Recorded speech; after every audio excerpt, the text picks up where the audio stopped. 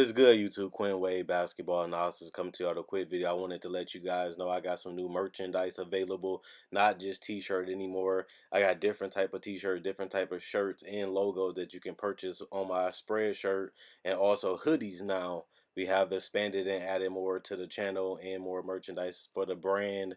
Thanks for supporting. It will be in the description and the links will be in the comment section below. Thanks for helping me and supporting the movement. Quinn Wade Basketball Analysis. I'm going to check out the video.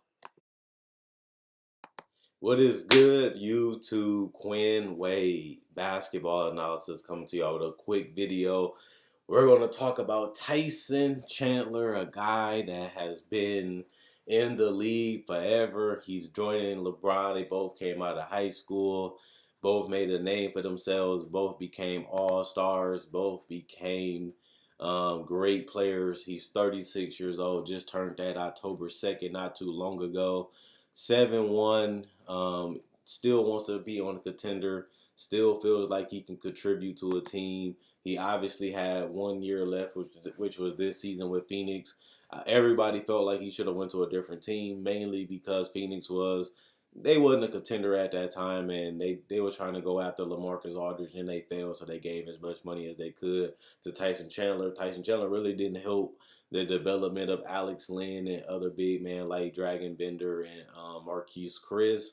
So he did get playing time, but he never really did anything in Phoenix but get paid because they didn't do anything since he'd been there. And it was mostly like a waste of his talent because he could have really been on a contender trying to, impact another run at Defensive Player of the Year and put up numbers on a team that could possibly win the championship, even if they meant coming off the bench like he will be doing now for the Lakers.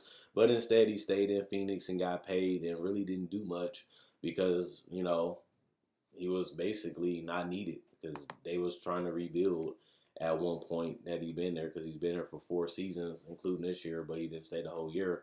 But his best year in Phoenix, he only started 60 games and he played 24 minutes.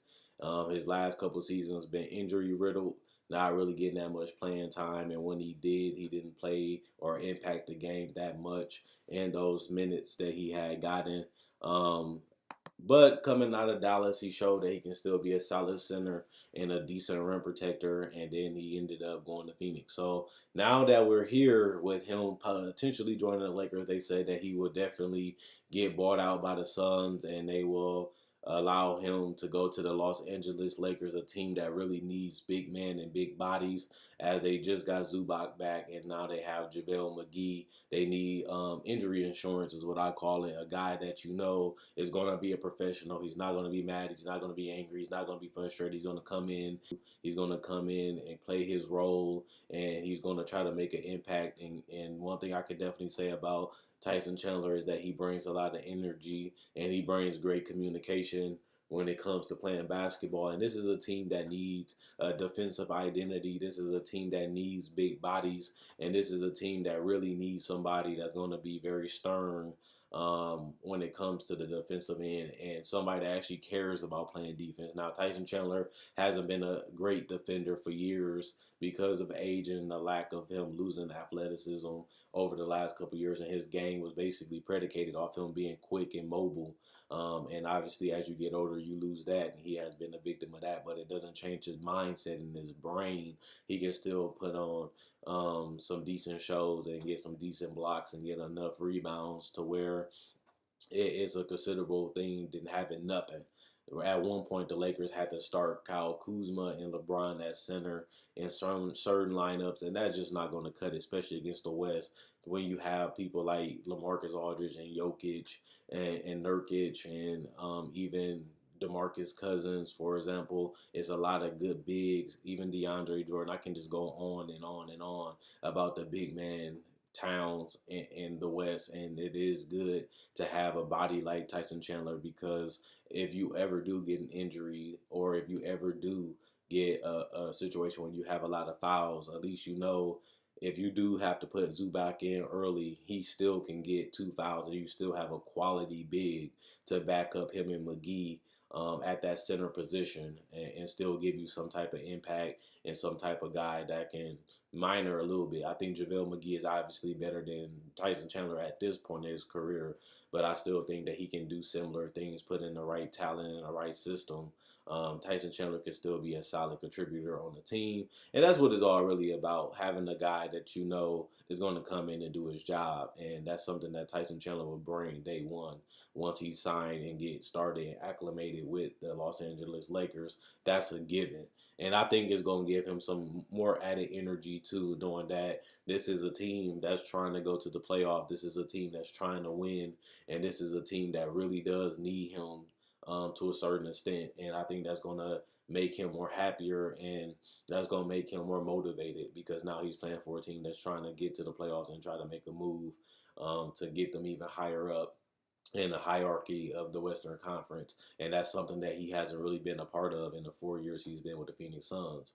And a team that's actually trying to put out a winning team, and they really showing that they want him, because soon as he gets waived, they already letting them know that they want him. And I think that's going to make you even more happier knowing that a team, soon as you become available, are trying to make you a part of their team, and they want you to be a part of that culture, and they want to help. They want you to build upon what they're trying to start in this new age Lakers team with LeBron being the best player and trying to reimagine them back winning again. And you know, the Lakers actually played today against the Toronto Raptors, and if they win this game, they'd be 5-5. So this team is right on the cups of being that 7th to 8th seed if they can win a couple more games in a row. Yeah, their schedule is tough, but at the same time, we all predicting the team to make the playoffs. So that's something that they're gonna have to deal with, is the good, the bad, and the ugly, and the great of the NBA. So I think this is definitely a good pickup.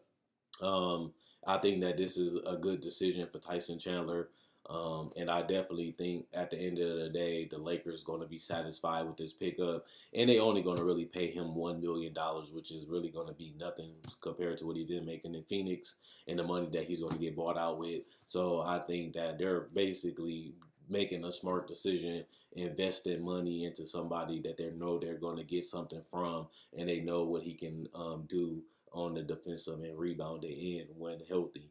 And like I said, worst case scenario, he's a guy that can come in and take a lot of fouls and play riskier because he's not the piece. He's not the guy that's going to change this team. He's just a guy that's needed right now. And like I said, if JaVale McGee ends up getting ejected or in foul trouble, now you have two other centers in Zubac and Tyson Chandler that can come in and give you some minutes and replace a little bit of what JaVale McGee can do. Now, it is kind of funny, like I'm talking about JaVale McGee as a superstar, like he's this franchise center. And it do sound silly when I hear people talk about the Lakers this year, and they have been talking so much about JaVale McGee. He always been talked about negatively. He always been talking about, and you laugh at the name of JaVale McGee.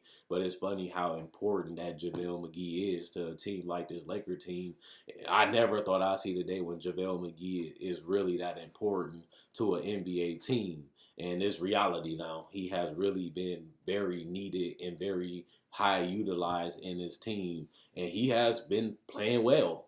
So that's the fun thing about JaVale McGee. We all make fun of him, we all joke about him, but he has shown that he was worth the pickup, and he has shown that he can start, and he has shown that he can be a quality center. Only thing that why I bring up the fouls is because JaVale McGee is a guy that go after everything. Anybody that try to go to the paint, he's trying to block it, he's trying to contest it, and that's why you need guys like Zubac and Chandler, is because if he does get in foul trouble, you still want to be able to have other big bodies, and that's something that they didn't really have. And the fact that, like I said, he's an insurance policy, because if JaVale do go down, you can still start Zubac, but you still have Tyson Chandler on your bench just in case he gets in foul trouble or he gets injured, because they basically had no bigs at all earlier this season, and now they have three quality bigs that can very well just play their role and contribute and just get a lot of layups, dunks, and alley-oops and just finish around the rim.